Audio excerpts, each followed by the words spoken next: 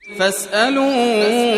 أهل الذكر إن كنتم لا تعلمون.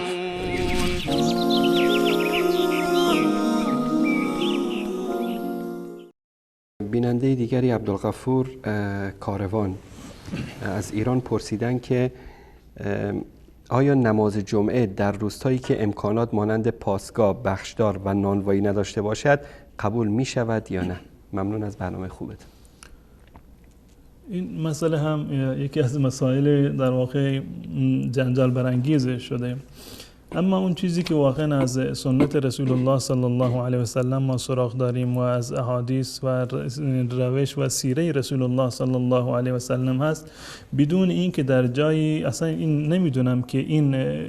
وجود پاسگاه و نمیدونم بخشداری و فرمانداری و این شرایط از کجا اضافه شده. در هیچ یکی از کتاب‌های شرعی ما چون این چیزی یعنی تعریف نشده که حتما باید پاسگاهی وجود داشته باشه، نمیدونم دادگاهی وجود داشته باشه و بخشدار و فرمانداری وجود داشته باشه تا اینکه این شرایط جواز به اصطلاح صحت برای نماز جمعه باشن. فقط یک تفاوتی که در اینجا هست و در مذهب احناف، فقهای احناف اونو مطرح میکنند و آمده این است که نماز جمعه در مصر باید خونده بشه، در مصر خوانده باشه و این تعبیراتی که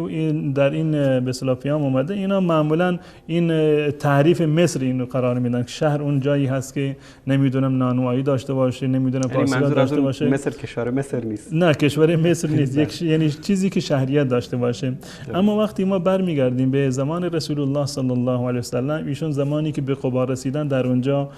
نماز جمعه رو برقرار کردند، یا اولین جایی که در اسلام بعد از مدینه نماز جمعه برقرار شد جواسا بود، در یک روستایی در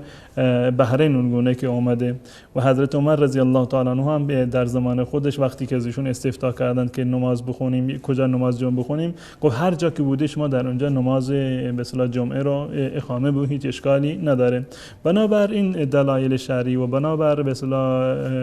دستور حضرت عمر رضی الله تعالی عنه، سیره رسول الله صلی الله علیه و سلم،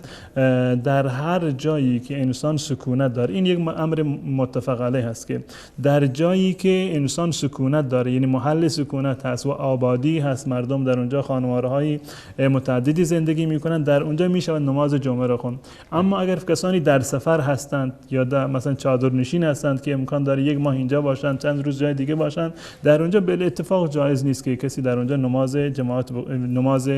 جمعه بخوند. اما در شهری که مردم سکونت دارند، در سال 12 ماه اونجا ساکن هستند، در اونجا میشوند نماز جمعه را خواند، ولو اینکه پاسگاه نباشه، ولو اینکه دهداری یا بخشداری نباشه، اینا لازم یا شرایطش نیست. فقط در مذهب احناف یک امری اومده که اذن امام باشه از جانب امام. همین که در یک جایی از نظر امام، یعنی منظور از امام حاکم هست، خب اون کسی که در شهر شما پیش نماز شما هست، این به اذن حاکم هست، حاکم اسلامی. ولو اینکه در مثلا ایران هم اگر تصور بکنیم اینو، و اینکه شما یک مسجدی رو دارید، یک امامی دارید که مسائل شرعی رو به اون میروید، اگر به اصطلاح دوچار یک مشکل شرعی بشید که در بلوچستان میگن شریعت میکنیم اینو، این حکم شرعی همون حکمی را که دادگاه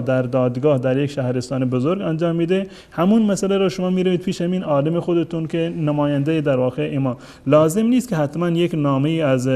طرف خامنه‌ای بنویسند که آقا فلانی نماینده من هست در فلان جا. همین که این فرد رو شما انتخاب کردید به عنوان امام جماعت خودتون و همه هم میدونند که این امام جماعت شما هست، هیچ اشکالی نداره، این امام شرعی شما هست و میتونه برای شما نماز جمعه و جماعت را اقامه بکنه و هیچ اشکال شرعی در این زمینه وجودی نداره.